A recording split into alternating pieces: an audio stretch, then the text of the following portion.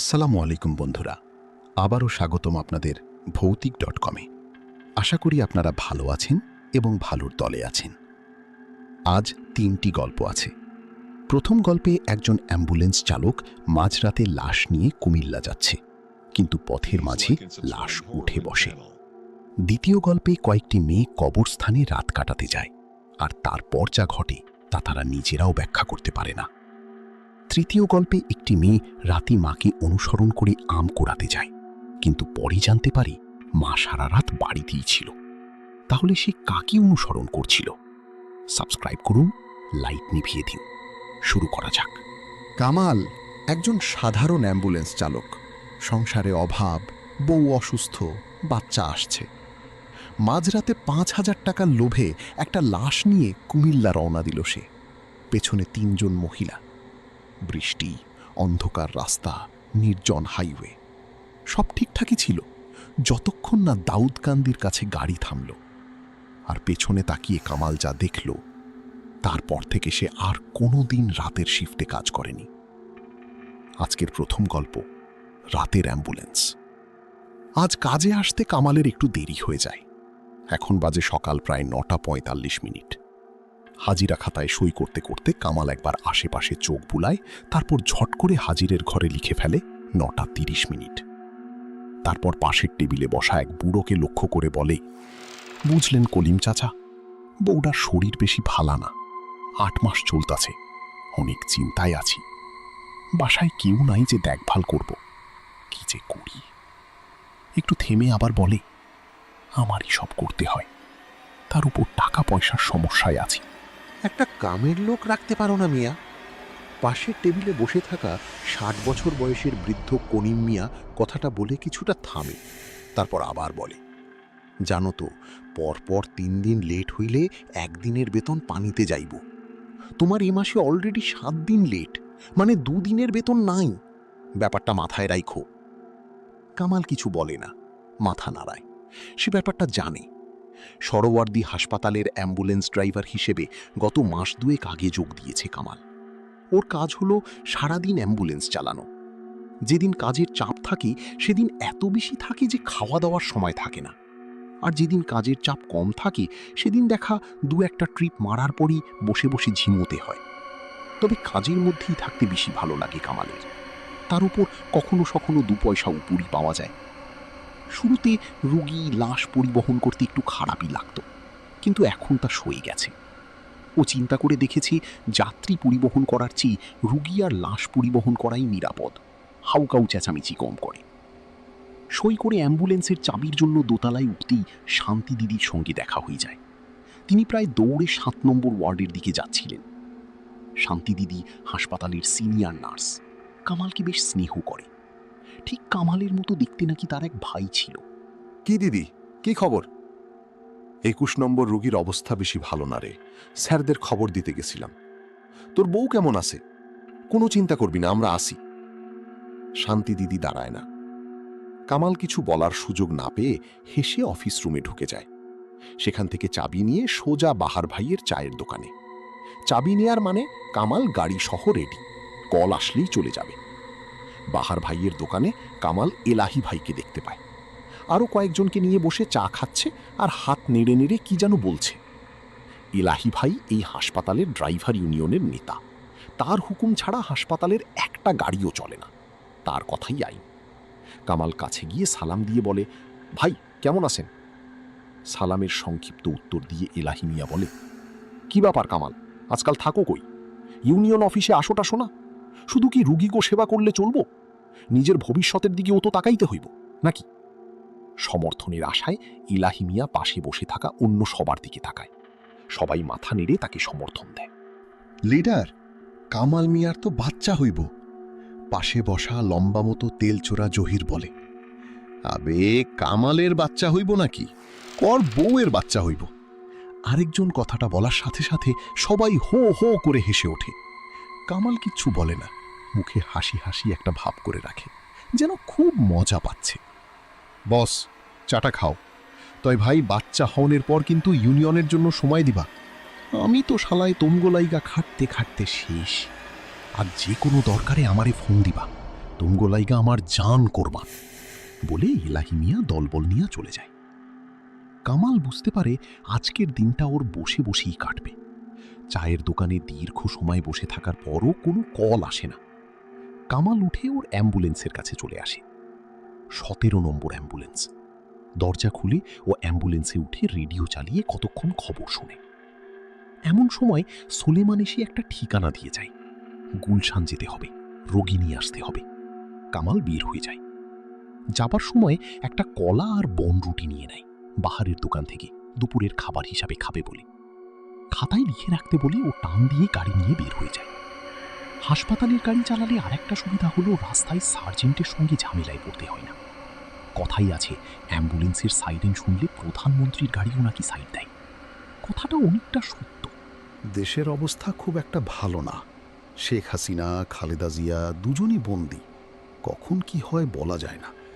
তাড়াতাড়ি গুলশান থেকে ফিরতে পারলেই দায়িত্ব শেষ করে বাসায় ফেরা যায়। মায়া বাসায় একলা। দুবারের মধ্যে ওর সঙ্গে ফোনে কথা হয়েছে। মায়া বলেছে ও ভালো আছে, কোনো সমস্যা নাই। তাই ও এখন অনেকটা নিশ্চিন্তে আছে। গুলশান থেকে ফিরতে ফিরতে রাত হয়ে যায়। দোতলায় চাবি জমা দেবার জন্য আসতেই কামাল খবর পায় শান্তি দিদি ওকে কয়েকবার খুঁজেছে। অফিস রুমে খবর দিয়ে রেখেছে যেন ও আসলেই যেন 7 নম্বর ওয়ার্ডে চলে আসে। 7 নম্বর ওয়ার্ডটা খুব বড়। ঢুকতেই হাতের ডান পাশে নার্সদের বসার জায়গা। শান্তি দিদি সেখানেই বসে আছেন।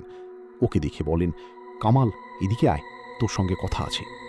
দিদি বাসায় যাইতে হইব, তাড়াতাড়ি কো, কি কইবা? কামাল একটা খালি চেয়ার টেনে বসে পড়ে। তোর বউ কেমন আছে?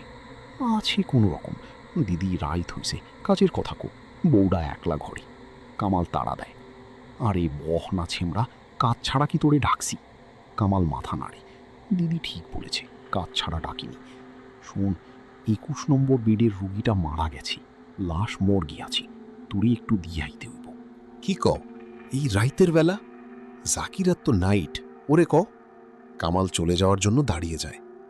আরে শুন শুন, তোর তো টাকা দরকার, মালদার পার্টি। পথের খরচ বাদ দিয়েও মনে হয় 1,500 দিব। জাকির গেছে সাভার, আসলে কমু, ও মনে হয় রাজি হইয়া যাইব। সামনে তোর পোলাপাইন হইব, হাতে টাকা পয়সা দরকার, তাই আমি তোরে কইলাম। এখন যাওয়া না যাওয়া তোর মর্জি। 5,000। কামাল একটু দ্বিধায় পড়ে যায়। আসলেই তো ওর হাতে তেমন টাকা পয়সা নাই। প্রতি মাসে মাটির ব্যাংকটাতে এতদিন যা জমিয়েছে সব মিলিয়ে হয়তো 1,500 কি হবে। এই সময় 5,000 টাকা হলে বাচ্চা হনের সময় অনেক নিশ্চিত হওয়া যায়। কিন্তু দিদি, মায়া তো বাসায় একলা, দেরি করলে ভয় পাইতে পারে। আরে ছেমড়া কয় কি, ভয় পাইব কেন? লাগলে আমি যাওনের সময় একবার দীক্ষা যাব। শান্তি দিদি খাতায় কিছু লিখতে লিখতে বলে। কই যাইতে হইব? মাথা চুলকাতে চুলকাতে কামাল জিজ্ঞাসা করে। কুমিল্লা। শান্তি দিদি লেখা বন্ধ না করেই বলে, ও মা, খাও কি দিদি, কুমিল্লা? কামাল আতকে ওঠে, তাহলে তো ফিরতে ফিরতে ভোর হইয়া যাইব। আরে না, ভোর হইব না, এই ধর 3টা-4টা বাজতে পারে। এইটা তো ভোরই, কাইল আবার ডিউটি আছে না, কখন ঘুমামু কখন কামে আমু। কাইল 12টার দিকে আমি সুপার স্যার রে আমি কইয়া রাখুম, কোনো অসুবিধা হইব না। শান্তি দিদি ফাইলটা আলমিরাতে রাখতে রাখতে বলে, একটা কথা কও তো দিদি, তোমার এত গরজ কিসের? ভালোই পাইছো মনে হয়। আরে ছেমড়া মোর, আমার আবার গরজ কি? তুই যখন মরবি তখন তোর লাগেও আমি মাইসের হাতে পায়ে ধরমু। আহা দিদি, রাগ করো কেন?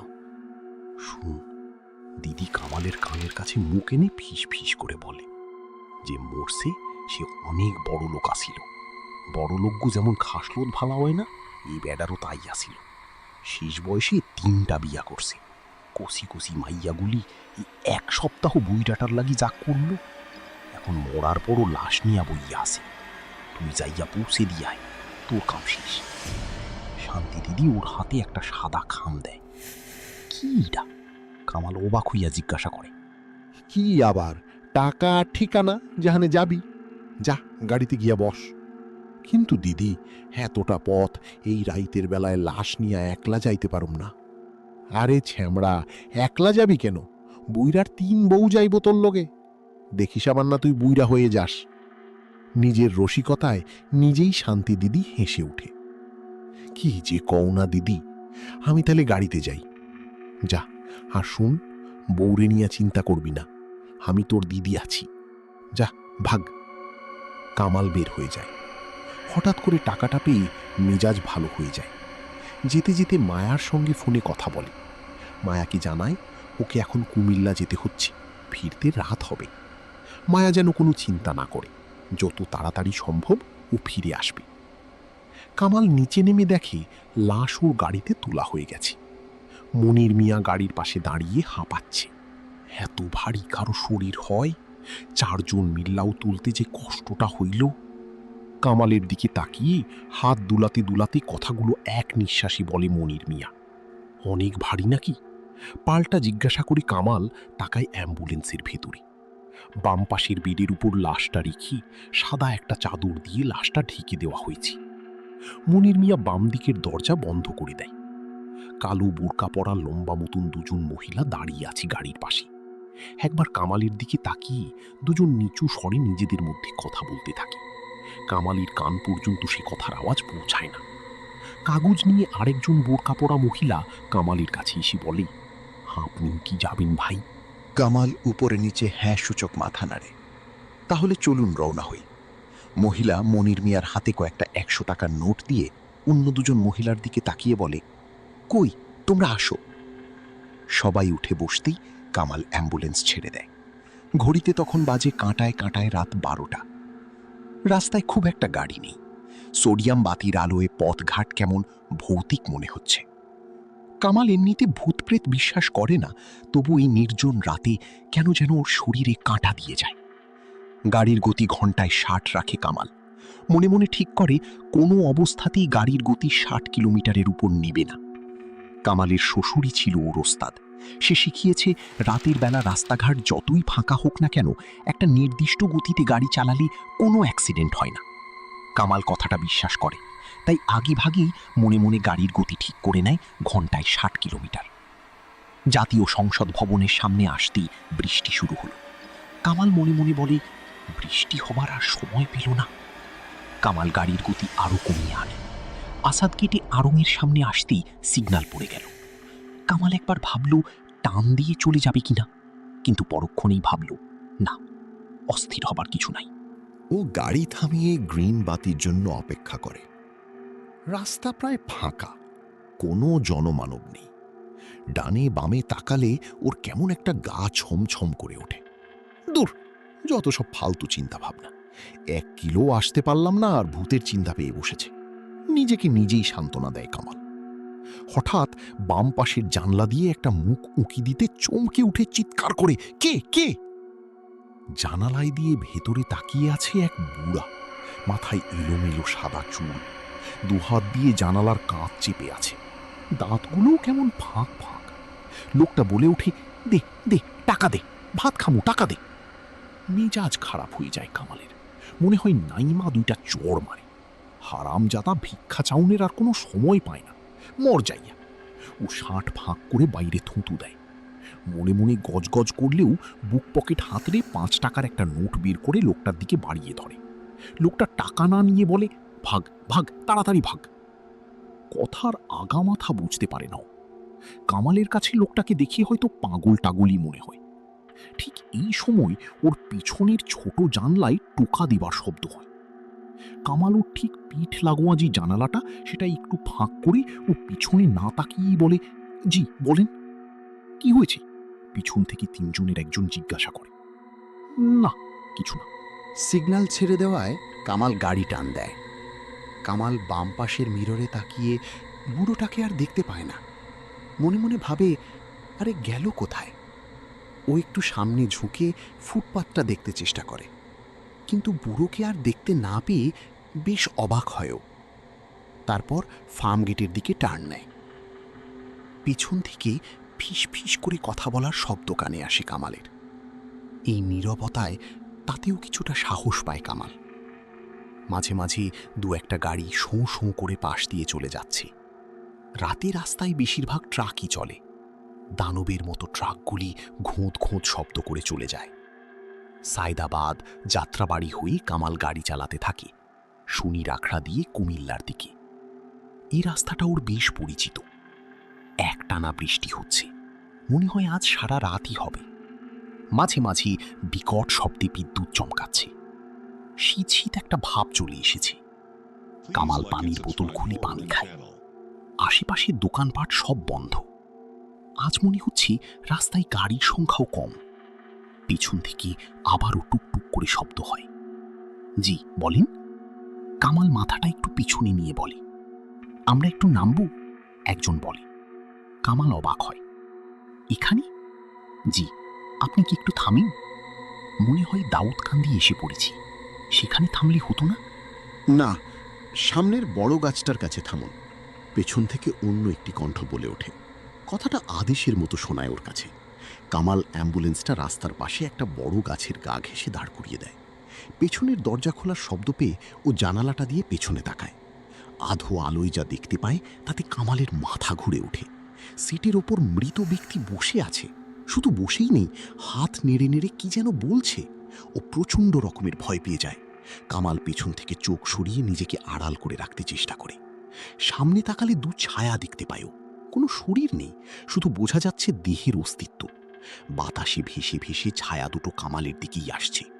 ভয়ে ওর জান বের হয়ে যাবার জোগাড়। মনে হচ্ছে মরে যাবে। নিজেকে সিটের সঙ্গে চেপে রাখিও।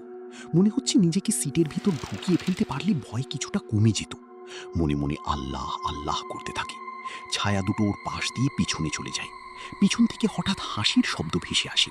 কামাল সাহস সঞ্চয় করে আবার পিছনে তাকায়। লাশটা গাড়ি থেকে নেমে মাটিতে দাঁড়িয়ে আছে। শরীরে জড়ানো মুর্দার কাপড় এলোমেলো ঝুলে আছে। লোকটার হাতে সাদা কাপড়ের একটা পুটলির মতো কিছু। দুজন মহিলা দাঁড়িয়ে আছে লোকটার ঠিক সামনে। একজন পুটুলিটা একটু ফাঁক করতেই কামাল একটি শিশুর মাথা দেখতে পায়। লোকটা পুটুলিটা গাড়ির ভেতরে ছুঁড়ে মারে। প্রায় সাথে সাথে হুড়মুড় করে সবাই গাড়িতে উঠে পড়ে। কামালের শরীর শক্ত হয়ে গেছে।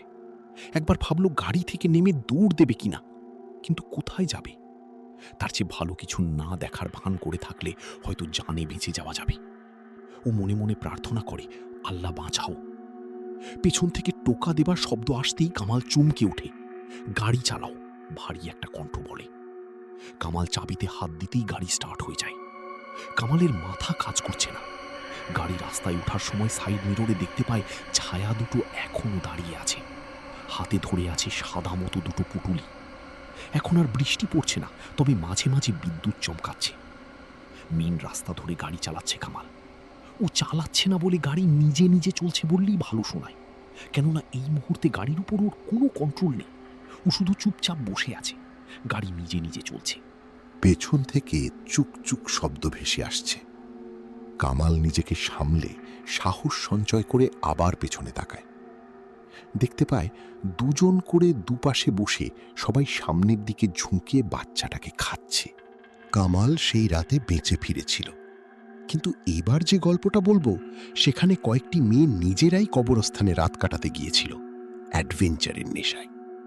রাত বাড়ার সাথে সাথে তাঁবু গায়েব হয়ে গেল। এক অদ্ভুত গন্ধ ছড়িয়ে পড়ল চারদিকে। পিছন থেকে কি যেন কানে ফোঁ দিল, আর তারপর সবাই একসাথে জ্ঞান হারালো। ভোরে যখন চোখ খুলল, তাঁবুর সামনে পড়ে আছে সবাই।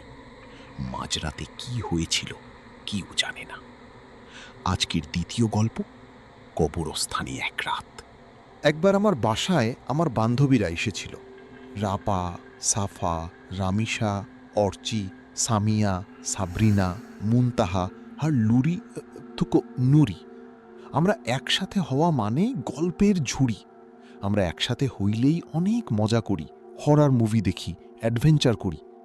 প্রতিবারের মতো এবারও আমরা হরর মুভি দেখলাম, কিন্তু এবার আর অ্যাডভেঞ্চার কি করব ভেবে পাচ্ছিলাম না। পরে অনেক ভাবতে ভাবতে একটা ভুতুড়ে অ্যাডভেঞ্চারের বুদ্ধি আসলো। বুদ্ধিটা বের করলো আমাদের বান্ধবীদের মধ্যে সবচেয়ে চঞ্চল সাফা। অ্যাডভেঞ্চার হলো কবরস্থানের মাঠে এক রাত। আমার বাসার সামনের মাঠের কাছে একটা কবরস্থান আছে। আমার বাসার ব্যালকনি থেকেই সেটা দেখা যায়। অবশ্য ভয় লাগে না, পাশে মসজিদ আর মাদ্রাসা আছে। তো ঠিক হলো আজকে মাগরিবের নামাজের পরে কবরস্থানের মাঠে যাবে। সেখানে সারা রাত থাকবো, সকালে চলে আসবো। রাতে আমরা তাঁবু টাঙাবো, সেখানে সারা রাত কাটাবো। অবশ্য সেদিনই একজন মারা গিয়েছে, ওনাকে এই কবরস্থানেই কবর দেয়া হয়েছে। আমাদের মধ্যে মুনতাহা খুব ভীতু টাইপের মেয়ে, খুব সহজ সরল। ও এসব করতে চাচ্ছিল না। ও বলছিল, কি রে, এইসব করার কি দরকার, কি থেকে কি হয়ে যাবে, দরকার নাই, যাব না রে। আমরা সবাই হেসে উঠলাম। অনেক জেদাজেদির পর আম্মুকে রাজি করালাম। আলহামদুলিল্লাহ, বাবা কাজে ঢাকায় গিয়েছে। বাবা থাকলে কিছুই হতো না। আম্মু একটু সহজ সরল কিনা, তাই আর ভেজাল হলো না। সাথে লাহিন যেতে চাইল, কিন্তু ও ছোট, তাই ওকে নিলাম না। কিন্তু ও জেদ নিয়ে বসেছিল, তাই ওকে নিতে হলো। আপু প্রথমেই বলে দিয়েছে ও এসবে নাই, আসল কথা ভয়। তাছাড়াও আমরা ওকে সাথে নিতামও না। ওর সামনে পরীক্ষা, পরে বলবে আমাদের জন্য ওর পড়াশোনা হয়নি। আর ও আমাদের থেকে বড়, আমাদের সাথে গেলে সব প্ল্যান ফ্লপ হওয়ার সম্ভাবনা আছে। মাগরিবের আজান পড়ল। আমরা নামাজ পড়ে মাঠটাতে চলে আসলাম। সাথে প্রয়োজনীয় কিছু জিনিস নিলাম। লাহিন আর সাথে আসলো না। প্রথমে খুব সাহস দেখাচ্ছিল, কিন্তু যেই মাগরিবের পর অন্ধকার পড়ল, অমনি ওর সব সাহস ফুতুত করে উড়ে গেল। ভালোই হইছে, বাচ্চা মানুষ, পরে কিছু হইলে কেলেঙ্কারি হয়ে যাবে। বেশি অন্ধকার হওয়ার আগেই আমরা তাঁবু টাঙায় নিলাম, কবরস্থানটার একটু দূরে। শরতের রাত, রাত বড় হয়েছে। দেখতে দেখতেই চারদিক বেশ অন্ধকার হয়ে গেল। রাতের পোকাগুলোর ডাক শোনা যাচ্ছে, ঝিঁঝি পোকা ডাকছে। আমরা ক্যাম্প ফায়ার জ্বালায় গোল করে তাঁবুর সামনে বসে গল্প করতে থাকলাম। এই মাঠে অনেক গাছপালা ঝোপঝাড় আছে, মনে হচ্ছিল আমরা একটা জঙ্গলে। খুবই রোমাঞ্চকর লাগছিল। পিছনে একটা গ্রামও আছে। কবরস্থানের পাশে একটু দূরে মসজিদ আর মাদ্রাসা আছে। মাদ্রাসার ছাত্রদের কুরআন পাঠের সুরধ্বনি আমরা শুনতে পাচ্ছিলাম। আমাদের তখন কোনো ভয়ই করছিল না। আম্মু আমাদের জন্য রাতের খাবার রান্না করে টিফিন করে দিয়েছে। আমরা রাতের খাবার খেয়ে নিলাম। এরপর আমরা অনেক গল্প করলাম, খেললাম, সেলফি তুললাম। রাপা কিন্তু ঠিকই কবরস্থানের সাথে সেলফি তুলে হোয়াটসঅ্যাপে স্ট্যাটাস দেয়, কবরস্থানের মাঠে এক রাত। তখন সাফা বলে, সাফা যা এখন তোর সাথী কঙ্কালের সাথে গিয়ে সেলফি তুল, যা। রাপা, সাফার বাচ্চির মা তোকে মারে কঙ্কাল বানায় দিব। এভাবেই নানা খুনসুটি গল্পে আমাদের সময় কাটছিল। আমরা এখনো কোনো ভয়ের সম্মুখীন হইনি। চাঁদনি রাত, চারদিকে চাঁদের আলো আর জোনাকি পোকার খেলা, আহ যা লাগছিল। প্রায় 10টা নাগাদ তখন আর মাদ্রাসা ছাত্রদের ধ্বনি শোনা যাচ্ছে না। সম্ভবত তাদের এখন ঘুমানোর সময়। চারদিক কেমন জানি নিশ্চুপ হয়ে আছে, শুধু পোকার ডাক শোনা যাচ্ছে। আমাদের এবার মশা কামড়ানো শুরু করেছি। তাঁবুতে ঢুকলাম। চাঁদটাও মেঘে ঢেকে গেল, আর আলো আসছে না চাঁদের। মুন্ধা, হেই, তোদের ভয় করছে না? আমি কেন, তোর করছে? একটু একটু। নুরি, আরে পাগলি, ভয়ের কি আছে? সামিয়া, আরে ভয় কেন পাচ্ছিস? দেখ আমরা কতজন। কবরস্থান থেকে ভূত উঠে আসলে ভূতের মাথা ফাটাই দিব। ওরচি, মাথা ফাটাই কি হবে? ভূত মরে ভূত হবে। না না, ভূত মরে আরো ভয়ঙ্কর আত্মা হবে, সেটা এসে তার প্রতিশোধ নিবে মুনতাহার থেকে। হইছে, ভূত আসে না তোকে ধরবে। এরই মধ্যে সাফা মুনতাহার পিছনে যেয়ে ভূতের মতো চিল্লালো। মুনতাহার সাথে সাথে আমরা সবাইও চমকিয়ে উঠলাম। সবাই একে অপরকে জড়িয়ে ধরে চিৎকার দিয়ে উঠলাম। আর মুনতাহা তো কান্না করে প্রায়। আর সাফা আমাদের অবস্থা দেখে খুব মজা পাইছে, হাসি থামে না ওর। তারপর আমরা সবাই মিলে দিলাম ওরে গণধলাই। অনেক রাত হয়ে গেছে রে, চল ঘুমায় পড়ি। এখন চোখ বন্ধ করব, একেবারে সকালে চোখ খুলব। আর ভয়ের কিছু থাকবে না। আমরা সবাই শুয়ে পড়লাম, চার্জার লাইটটা বন্ধ করে দিলাম। হঠাৎ করেই আমার ঘুম ভাঙে যায়। দেখি চার্জার লাইট জ্বালানো। উঠে বসে দেখি নুরি উঠেছে। আমি নুরির কাছে যেয়ে জিজ্ঞেস করি, কিরে নুরি, ঘুমাস নাই? ঘুমাইছিলাম, আম্মু ফোন দিয়েছিল, আম্মুর সাথে কথা বললাম। ওহ। পিছন ঘুরে দেখি রাপাও ঘুমায় নাই, ফোন টিপছে। ওর ওটাই কাজ, 1টা-2টা পর্যন্ত ফোনে পড়ে থাকে। আমি বলি, কিরে কঙ্কাল, ঘুমাস নাই? রাপা বলে, ঘুম ধরে না রে। এমন সময় তাঁবুর বাহিরে কি যেন একটা ধূপ করে পড়ার শব্দ হলো। আমরা 3জন চমকে উঠলাম। রাপা লাফ দিয়ে উঠে বলল, কি পড়ল? নুড়ি, জানি না। আমি, মনে হয় বাহিরে কিছু পড়ল, গাছপালা হবে হয়তো। নুড়ি, এত রাতে গাছপালা কিভাবে পড়বে? বাতাসও তো নাই যে বাতাসের চাপে পড়বে। আমি, কি জানি। রাপা, একবার চেয়ে দেখবি। আমি, বাহিরে যাবি, তাও ফির এখন?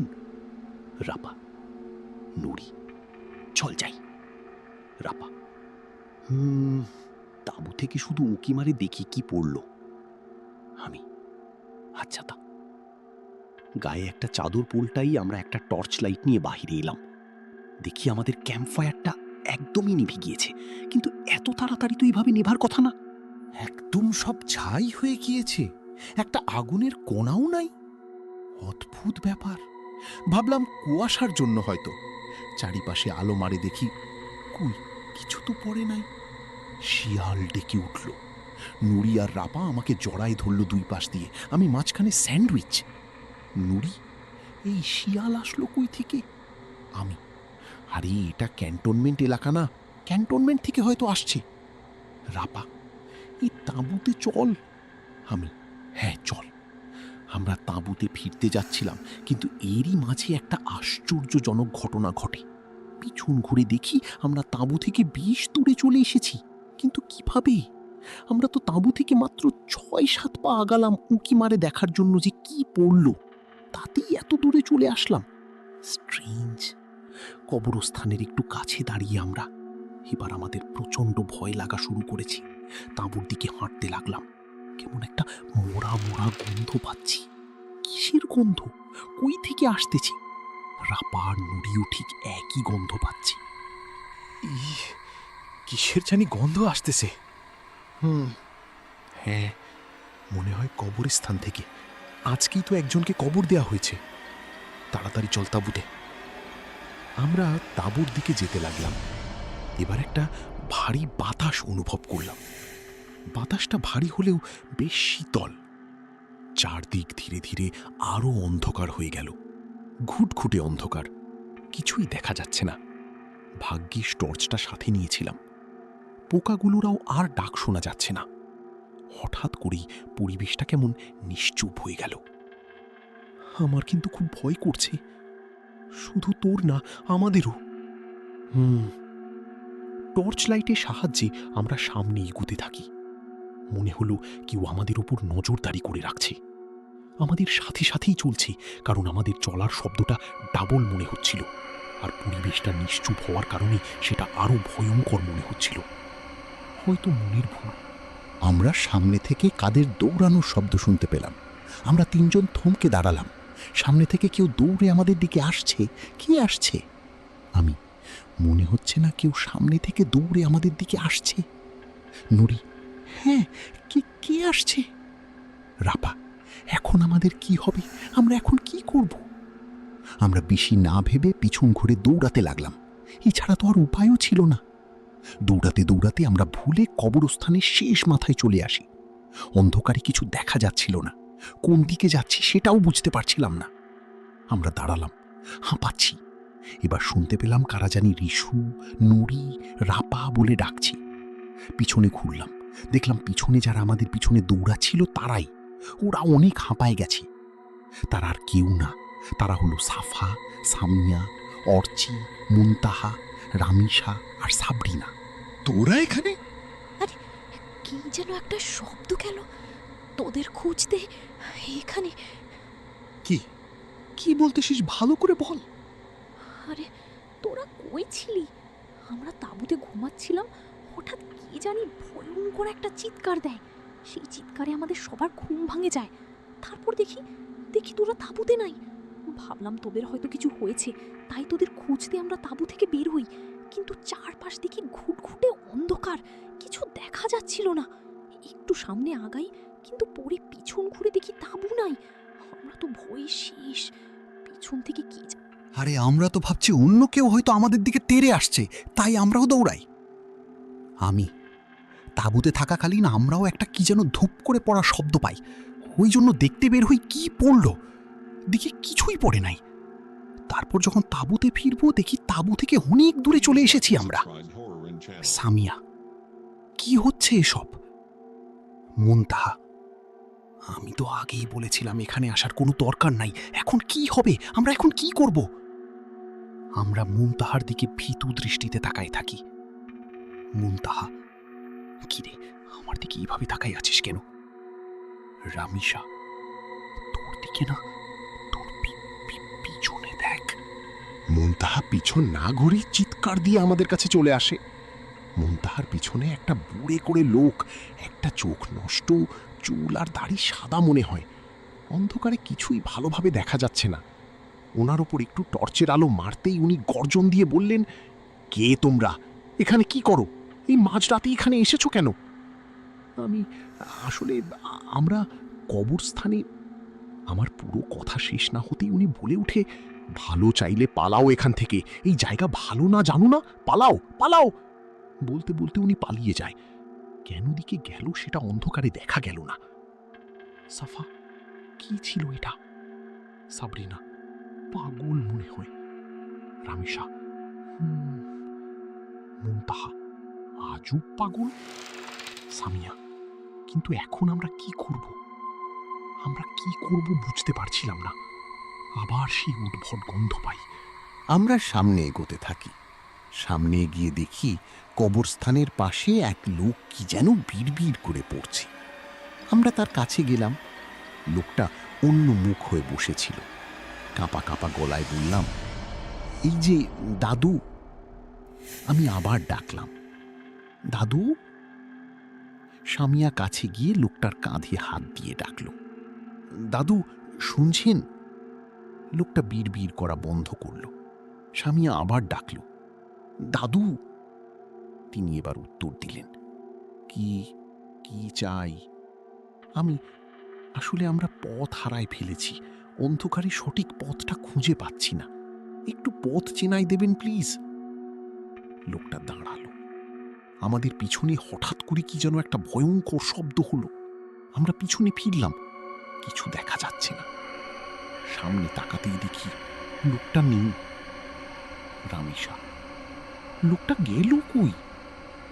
সাবরিনা, কই গেল লোকটা? আমরা আরে বেশি আতঙ্কিত হয়ে গেলাম। এরই মধ্যে আমাদের হাতের টর্চটাও বন্ধ হয়ে যায়। আশ্চর্যকর ব্যাপার হলো, সবগুলো টর্চ একসাথে বন্ধ হয়ে যায়। চারপাশ আরও গভীর অন্ধকার হয়ে গেল। পূর্ণিমার রাত হওয়া সত্ত্বেও আকাশে কোনো আলো নেই। একটা শীতল হাওয়া বইতে থাকলো ধীরে ধীরে। মনে হলো কোনো অশরীরী কিছু আমাদের চারপাশে আছে। জানি না কত রাত। হাতের ঘড়িটাও তাঁবুতে ফেলে এসেছি। আমাদের হাত পা কাঁপতে থাকে। আমরা ওই জায়গায় দাঁড়ায় থাকি। আমাদের পিছন থেকে কারো চলার শব্দ শুনতে পাই। উদ্ভট গন্ধটা এখন আরো অনেক তীব্র। পিছন থেকে কি জানি কানে ফুঁ দিল। চিৎকার দিয়ে পিছন তাকিয়ে দেখি এক ভয়ঙ্কর কিছু দাঁড়িয়ে। অন্ধকারে ভালোভাবে কিছু দেখা যাচ্ছিল না, আর কিছু খেয়ালও নেই। কিন্তু শুধু এইটুকু বুঝতে পারলাম, সেটি ছিল অশরীরী কিছু। আমরা সবাই সেই মুহূর্তে জ্ঞান হারালাম। ভোরের আলোয় চোখ খুলল আমাদের। মাদ্রাসার ছাত্ররা কুরআন পাঠ করছে। দেখি আমরা ঠিক তাঁবুর সামনে পড়ে আছি। অশরীরীর কিছু দেখার পর কি হলো, জ্ঞান হারানোর পর কি হয়েছে, আর আমরা তাঁবুর সামনেই বা কিভাবে আসলাম, কোনো কিছুই মনে নেই, কিছুই জানি না। আমরা তাড়াতাড়ি তাঁবু থেকে সব জিনিস নিয়ে বাসায় আসি। আসার সময় কবরস্থানের দিকে একবার তাকায় দেখি কবরস্থান থেকে ধোঁয়া উঠছে। বাসায় এসে আপু জিজ্ঞাসা করে, কেমন কাটলো কবরস্থানে এক রাত? আমরা একে অপরের মুখের দিকে তাকালাম। কালকে রাতে যা যা হয়েছে তা সবই একটা গভীর রহস্য, দুঃস্বপ্ন বলতে গেলে। কিসের শব্দে আমরা তাঁবু থেকে বের হই, কিভাবে আমরা তাঁবু থেকে এত দূরে চলে যাই, কি ছিল সেই দাদু, কোথা থেকে সেই উদ্ভট গন্ধ আসছিল, সবই রহস্য। ওই ঘটনার পর আমাদের এমন অ্যাডভেঞ্চার করার শখ একেবারে মিটে গেছে। সেই মেয়েরা কবরস্থান থেকে ভয় পেয়ে বাড়ি ফিরেছিল, কিন্তু আজকের শেষ গল্পের মেয়েটি ভয় পেয়েছিল তার নিজের বাড়ির কাছেই, আম বাগানে। একটা চাঁদনি রাতে সে মাকে অনুসরণ করে আম কুড়াতে গিয়েছিল। মা একটা কথাও বলছে না, কবরস্থানের দিকে হাঁটছে। আম গাছ নেই সেদিকে। আর তারপর যখন পায়ের দিকে তাকালো, দেখল পা নেই, মাটি থেকে 1.5 হাত উপর দিয়ে ভাসছে। এটি একটি সত্য ঘটনা। আজকের শেষ গল্প, মায়ের ছায়া। আসসালামু আলাইকুম, আমি মেঘলা। সবাই কেমন আছেন? আশা করি ভালোই আছেন। আর হ্যাঁ, আমায় বলতে হবে না যে আমি কেমন আছি, কারণ আমি সবসময় খারাপই থাকি। তো যাই হোক, আমি জীবনে কখনো গল্প লিখিনি। এটা আমার প্রথম গল্প। আর হ্যাঁ, আমি বাংলাতে একদম কাঁচা, তো কোনো ভুল ত্রুটি হলে ক্ষমার দৃষ্টি দেখবেন। আর কথা না বলে আমার গল্পে চলে যাচ্ছি। তো আজ যেই ঘটনাটা বলতে যাচ্ছি, সেটা আমার মায়ের সাথে ঘটা একটা সত্যি ঘটনা। মায়ের মুখে যেইভাবে শুনেছি সেইভাবেই বলছি। তখন আমার বয়স ছিল 10 বছর। তখন আমি মোটামুটি সব বুঝতাম, কিন্তু এতটা জ্ঞান ছিল না। তখনকার দিনে বিদ্যুৎ ছিল না, তাই ফ্যানও ছিল না। তাই গরমের দিনে রাতের বেলাতেও জানালা খুলে দিয়ে ঘুমাতাম। প্রত্যেক দিনের মতো সেদিনও তাই করেছিলাম। আর হ্যাঁ, তখন ছিল আমের দিন। আর আমের দিন মানেই আমাদের কাছে ছিল একটা আনন্দময় সময়।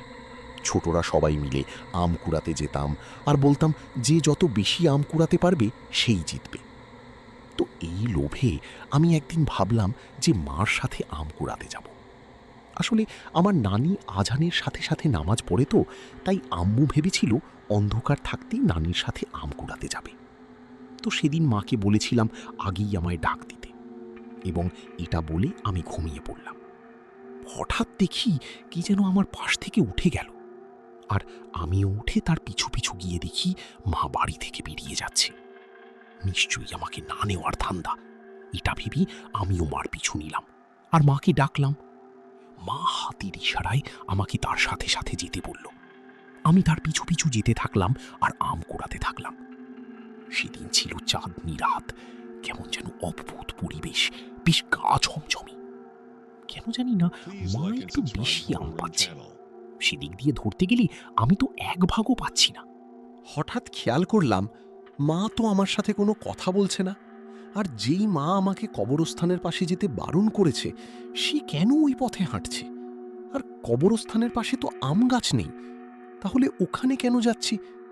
এই ভেবে হঠাৎ আমার চোখ পড়ে গেল পায়ের দিকে। আর চাঁদনি রাতের আলোতে আমি যা দেখলাম সেটা বলার মতো না। আমি দেখলাম তার পা ছিল না, 1.5 হাত উপর দিয়ে সে হাঁটছে। আসলে ঠিক হাঁটছে না, উড়ছে। আমি আর থাকতে পারলাম না। জীবনের শেষ দৌড় মনে করে দৌড়চ্ছিলাম। আর কিছু মনে নেই। কি যেন আমার চোখে পানি ছিটাচ্ছে। উঠে দেখি আমার চাচি, আর পাশে বসে আছে চাচা। আমার জ্ঞান ফিরলেই চাচা আমায় বলল, কিরে, কোথায় ছিলিস? দৌড়ে এখানে পড়লি যে? আর ওই দিক তো ভালো না, সবে বাজে 2টো, এত রাতি। আমি বললাম, মায়ের সাথে আম কুড়াতে এসেছিলাম। তখন কাকা বলল যে চল তোর বাড়িতে যাই। বাড়িতে গিয়ে দেখলাম মা শুয়ে আছে। আমি তো অবাক হয়ে গেলাম। তাহলে আমি যা দেখলাম তা বোধহয় সত্যি। আমি আর থাকতে পারলাম না, তাই আমি সবাইকে সব খুলে বললাম। এরপর আর এইভাবে আম্মু আম কুড়াতে যায়নি। আমি পরে আম্মুকে বললাম যে কেন তোমার সাথে এমন হলো? তখন আম্মু বলল যে আমি বলেছিলাম যে আমাকে ডাক দিই, আর ভূত আমায় ডাক দিয়েছিল। আমার বলা উচিত ছিল যে আল্লাহ বাঁচিয়ে রাখি তবে আমায় ডাক দিই। ওরে বাবা, আমার তো এত সাহস নেই। আমি হলে ওখানেই অজ্ঞান হয়ে যেতাম। তো কেমন লাগলো প্লিজ জানাবেন। ওকে, ভালো থাকবেন, সুস্থ থাকবেন। আর হ্যাঁ, ভুলেও আমাকে ডাক দিও কথাটা বলবেন না। 3টি গল্পই শেষ হলো। একটা লাশবাহী অ্যাম্বুলেন্সে ভয়ঙ্কর রাত, একটা কবরস্থানে হারিয়ে যাওয়া রাত, আর একটা চাঁদনি রাতে মায়ের ছায়াকে অনুসরণ করার ভুল। আর হ্যাঁ, আজ থেকে কাউকে বলবেন না আমাকে ডাক দিও। কি হতে পারে জানেন তো এখন?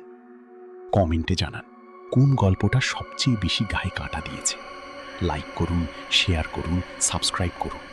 আরও ভৌতিক গল্প নিয়ে আসছি। শুভরাত্রি।